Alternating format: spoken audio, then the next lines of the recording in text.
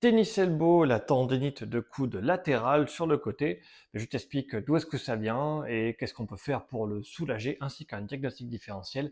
Voilà, si tu t'en sors pas depuis très très longtemps, il est possible que ce soit autre chose, je t'explique ça à la fin de la vidéo. Donc pour commencer, la tendinite, tu vas voir que tu as mal ici, là.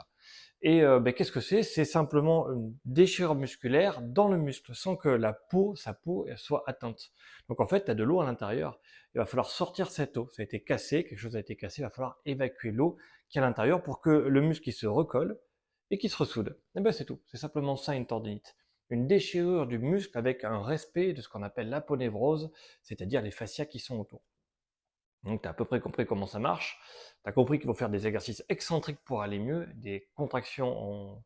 C'est un peu compliqué, mais je vais plutôt te montrer directement les exercices. Mais avant ça, le test. Comment vérifier que les exercices soient efficaces? On va mettre un test en place et le test il est très simple. Tu tends ta main et là tu vas voir que tu vas avoir mal ici, là, à cet endroit-là.